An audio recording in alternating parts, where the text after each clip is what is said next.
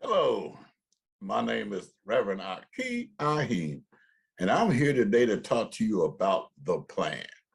And I want you to understand something today. If you never understand anything else I tell you today, the plan don't depend on you.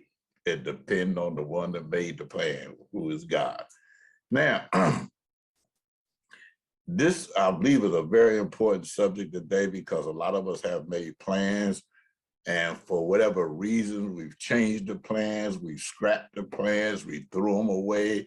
They didn't happen fast enough, and we got discouraged along the way. Too much time had passed. There's a host of reasons we gave up.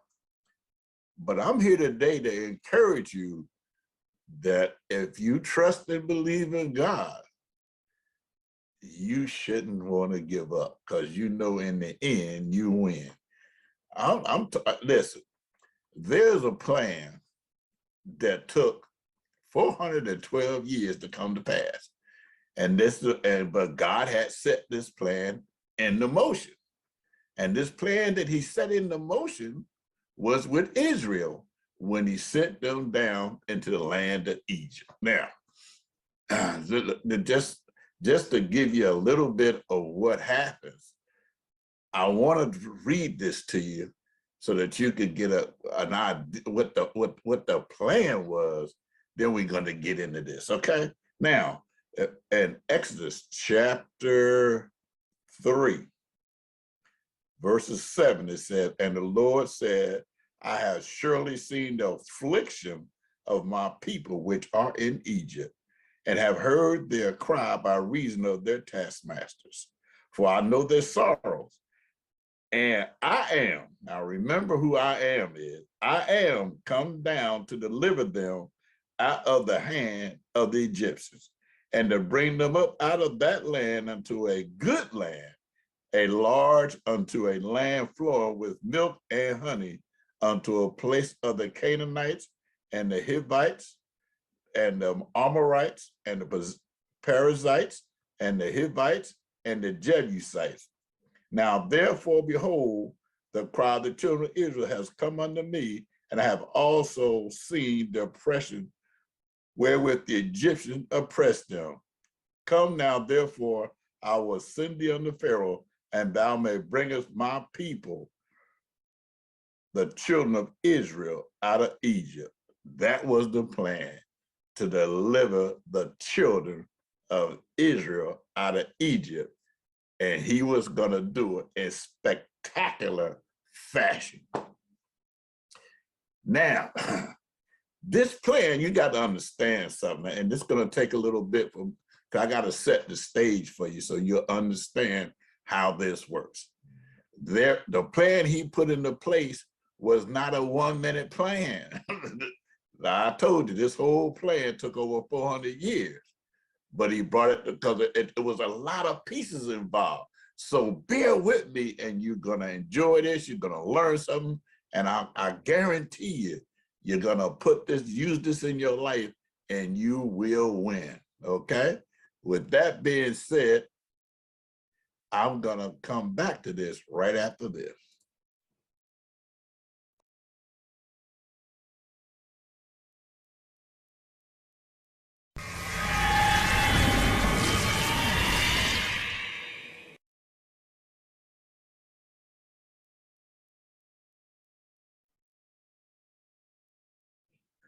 Now that we understand God's plan was to deliver Israel out of Egypt. Now you got to go back. The plan didn't start in Egypt. The plan didn't even start when they was crying to God. This plan was set into motion way back before Egypt, for Israel was even a nation of people, as man considered a nation of people. Now, God called them a nation. When God called you something, you are that. The thing of it is, by the world standards, because they were not a nation of people. See, back then, for people to be called the nation, you need to have at least 1 million people. So if you had to go to war, you could put an army on the field. You had to do that. You know, if you had to defend yourself, you had enough people to defend yourself. But remember, when this started, there was only 72 people. God speak those things that be not about the world, because he could bring them to pass. He said, you are a nation. But the thing of it was, they were not enough people yet to be a nation that could stand on their own 2 feet. So God put together a plan. Remember, this is all about a plan. God put together a plan where he could put Israel in a place of safety until they grew into a nation. So what he did was he needed to send somebody ahead, like he sent somebody ahead of Jesus to make the way to get everything prepared. So he used Joseph to prepare the way. He went down, but first he made his brothers jealous of him. They didn't like him. They wanted to kill him. They were suspicious of him. So they ended up putting him in a pit. They was going to kill him, but they sold him into slavery. He went to slavery. Potiphar's wife decided to say, hey, you boy, that's a good looking black dude, boy. I want to get with him, but he loved the Lord enough to say, you know what, I'm not doing that, because that'll go against my master, that my God and my master. So he ran away and ended up in prison for trying to commit a rape that he hadn't even tried to do. But what they didn't understand, he could interpret dreams. This is how everything took place. God had already set this thing in place because he had gave him the ability to dream and interpret them, which nobody really understood. He interpreted Pharaoh's dreams. And so therefore he became second in the kingdom. There's a lot more to this, but I can't tell you everything. So he ends up becoming second in the kingdom of Pharaoh, brought his family down. 72 people came in. They gave him land in Goshen, which was the best land. They was revered because of Joseph, second in command. Wasn't nobody messing with them. But it came a time, as time went on, that there came a Pharaoh who did not know Joseph, did not care about Joseph, or who came with Joseph. And at this time, God has started exponentially making Israel a nation. They could not understand how in the world could these little bit of people in that amount of time become that many people. Now the numbers vary depending on who you talk to, what the numbers are. We're not going to debate numbers today. We're going to just use 1.5 million. If you don't agree with that, great. Don't just go back and argue with the people who said it. I'm just going to use 1.5 million. In less than 400 years, impossible. But anyway, now that they were growing so big, they used this against them, say, you know what, if our enemies come against us and they join with our enemies, we're gonna lose the battle. We need to put a stop to them. Sounds like America, when they started trying to stop us from having kids, abortions and all that stuff. Yeah, sounds a little familiar. When they started trying to kill off the babies and stuff. Sound familiar? Okay. Well, anyway, they wanted to kill off the male children. The girl children could live. The male children couldn't. But anyway, God blessed them with a midwives wouldn't do what Pharaoh said do, and he protected them. Because when they went into the Pharaoh wanted to know why you do this. And back in them days, they would kill you for the slightest thing. And here it was. They said, well, these women in Israel, they so live, they had no babies so quick, ain't nothing we can do about it. When we get to the babies born, Pharaoh accepted it. Why? Because God's grace, God's favor, he accepted that. And they went on about their business, and God blessed them because of what they did. Remember, we're still talking about the plan. This is still the plan. To deliver them out of Egypt and to bring them into, but now they was crying about they wanted to get out, but God said, yeah, but I know what the deal is. I know how y'all gonna act, but I want you to really want to get out. So he sent Moses down there. Moses goes down, throw down the snake, and then they threw down their snake, let Moses know he ain't did no big deal, but God big the thing was his snake ate up all their snakes to let them know he was God. Now, they made it so hard on Israel that took away the straw. They had to go get their own straw still, keep up their counts and stuff. I mean, they were struggling. and they was in pain, they was suffering, they was hurt, and they wanted to get out of Egypt. And God said, you know what? I'm gonna get you out of Egypt. Why? Because I seen it. I put this plan together. I'm gonna make this plan come to pass. Now remember, when he told Joseph he was gonna be great and everybody's gonna bow down to him, that was an 18-year process. That didn't happen overnight. See, we got a problem. God gives us a plan. And because it don't happen in 6 weeks, 6 days, 6 months, 6 minutes, we say, God don't know what he's talking about. Well, I ain't doing this. I'm going to go do something else. And not just us, all through the Bible, God gave somebody an idea to do something, and they put their own 2 cents in it, and it ended up going awry. Guess what?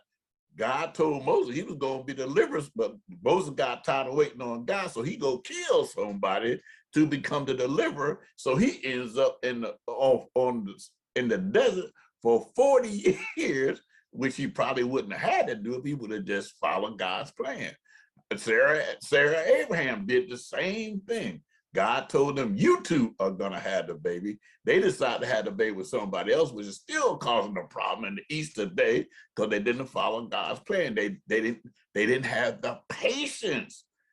Listen to me, because some of you out there is doing the same thing as I am. That's why this is important to me also. God has given me, and he keeps reminding me, stick to the plan. I don't care what it looked like. Stick to the plan. So now you talking about they've been here over for going on now 400 years. You know, a little over 400 years. And man, look, we going through all this. We want to get out, want to do this, and we don't know how we gonna get out. We don't know this, that, and other thing. God said, don't worry about nothing. I got it covered. God has told us, God has repeatedly let us know, I got a plan. I don't care what the devil says. I don't care who comes against you. I don't care how they change the laws in America. I don't care. I mean, when I said don't care, I don't mean that he don't have feelings because our children are being killed when the police break in at night and kill them in the streets and all that. Not that he don't care, he hasn't, but what he said, that will not stop my plan. They took prayer out of school. That won't stop my plan. They take the 10 Commandments off the courthouse. That won't stop my plan. My plan will succeed. Can't nothing stop my plan. If you were to read the end of the Bible in Revelation, they tell you we win. Why? Because God's plan has been set forth from the very beginning, and he has put it together. He has orchestrated every step of the way. Every time the devil think, oh, I got it, I don't want it, realize he's been set up like a sucker and he can't win. Every time, all day, he just all day sucker because God just keeps setting him up and he just keeps falling into it, and God just keeps saying, okay, one of these days you gonna figure it out. I am God. Ain't no other God. I'm God. You run around here trying to be me. There ain't but one me. So you might as well, but in the end, I'm gonna prove it to you. I'm gonna put you in a place where you can't escape, you can't get out, you will not bother anybody anymore. You're gonna suffer for eternity. But for right now, I'm gonna keep letting you run around, act like you some kind of God. And then the people who, because people gotta make a decision. See, what we keep forgetting, the thing that make us like God is in his image is because we have the ability to think. And because we have the ability to think, we can make decisions. God wants us to love him on our own free will and volition. He wants us to choose him freely. He wants us to serve him freely. Just like he sacrificed his only begotten, part of the plan, his only begotten son to deliver us from the powers of the enemy so that we could be delivered and set free, a plan he put together from the foundation of the world that did come to pass. And that ladies, that was 2,000 years ago, and it's still bearing fruit today. Can't nothing stop God's plan. If you trust and believe in God, you will be successful. You will. There can't nothing stop God. If you can get that through your head, if you can get that up here and in here, you will be able to walk around just like they did around the walls of Jericho. And just like God told them, this is my plan to everybody. God, you got to be kidding me. This is a crazy plan. I ain't never heard of nothing like this. You gonna want us to walk around every day for 7, then on the 7th day, walk around 7 times. Ain't nobody fight no war like that. But you know what? Nevertheless, we gonna do it. Did it? Walls of Jericho fall down. So we got to understand, I don't care how crazy it seems like the plan is God give you. If God gave it to you, just stick to the plan. You will win. God is great. God is good. God, listen, I don't know about y'all, but God has me so excited because I know listen, I know what it's like to be hopeless and helpless and just lost of mind and desperate and nothing I could do about it, and turned my life over to him, and he turned everything around and gave me a plan. And look, guess what? Cleaned up, delivered, set free, 72 years old. Don't look like it. You know, my grandkids be freaking out. They be saying, you know, granddad, I'm so glad you my grandfather. Boy, you ain't got no spots, no blemish, no nothing. That means when I get your age, I'm gonna look good too. God, I keep telling people that was God. That was his plan. My plan, I was trying to help the devil kill me. I wouldn't have looked like this if I had followed my plan. But I fell into God's plan and followed his plan. And this is what I'm standing up on today.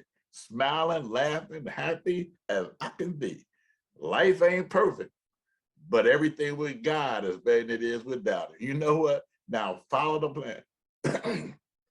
Now, Israel cried to, why did they cry to God? Because they had heard in times past what God could do if you trusted him. Why should we cry to God? We got the whole Bible, nothing but true stories telling us what God can do if we trust and depend on him. Also telling us if we don't trust and depend on him, how it will go wrong. Every time somebody didn't follow the plan, it went wrong. Samson didn't follow the plan, messing with them women, them strange women. He ended up getting his eyes put out, laughing stopped, made a fool of, to the point he said, you know what, God, just strengthen my arms one more time. You ain't got to tell me the plan no more. I got it. The plan was for me to destroy the Philistines. Just strengthen me one more time. I'm going to follow the plan. I'm going to do your plan. This is your plan. I'm going to follow it. And God, listen, and then God's plan came to pass. He killed more people in his death than he ever did alive because he followed the plan. He didn't have to die. If he would have just went ahead and followed God's plan from the beginning, could have avoided all that. A lot of times we bring self-destruction on ourselves because we don't want to follow the plan. Listen, God, if he gave it to you, you just got to trust and depend on him. Well, listen, I don't want to wear you out with this, but I want you to get it. If he gave you the plan, you can't lose. What did Jesus tell Peter when he was out there? Say, hey man, go back out there. Go on back out there and cast your nets out on the right side. Peter's man, listen, we've been toiling all night long. We professional fishermen. We know how to fish. You know, ain't like we don't know what we doing. Ain't like we were out there just hoping and guessing. We did what we were supposed to do. It didn't work. But you know what? Nevertheless, at thy word, I'm going back out there and do this. Not because it ain't my plan. My plan was I was washing the nets. I'm ready to go home, get me something to eat and get me some sleep. That's what was my plan. Your plan is telling me to go back out there and do what I just got through doing, and I'm going to be successful if I follow the plan. Well, I'm going to find out because I'm going back out here at your word and see what. Said he caught so much fish, they almost, the ships almost sank because he followed the plan. Are y'all getting this yet? Follow the plan. God got a plan for your life. God got a plan for every one of our lives. It might not look like that. You might be suffering more than you want to suffer. Yeah, have you ever stopped to ask yourself, am I in the will of God or outside of the will of God? And if I am suffering, am I suffering so God can get the glory? What? You don't think you can suffer and God get the glory? Maybe you better ask Lazarus. The plan was for Lazarus to die. How I know that? Why? Because they said, hey, my Lazarus, your boy Lazarus sick. Need to go see about him before he die. Let's wait around a few more days. We'll make sure, because Lazarus ain't sick, he just sleeping. And they didn't get it, because the plan was for him to die, not die, go to sleep to man that was death, for God to get the glory. He goes there and he tells everybody, I am the resurrection. I am, back to that word, I am. I am the resurrection. I am the truth. I am the life. And hey, listen, roll that stone away, man. Look down. No, we better not do that, because he's thinking about now, roll the stone away. Follow the plan. Lazarus called forth. Lazarus come out. Later on, if you read the story, they sitting out eating dinner together. Listen, follow the plan. God tell you to do stuff. I know it seems crazy. I know it don't make sense, but that's God. God has the ability to make things that don't make sense make sense. God don't count numbers. He make numbers count. The Bible tells us 2 can chase 10,000. No, 1 can chase 1,000. 2 can chase 10,000. You know, the number is unimaginable. And I hear people say, I don't believe. I just, then listen, Samson killed 1,000 men in one night. So don't tell me 1 can't chase 1,000.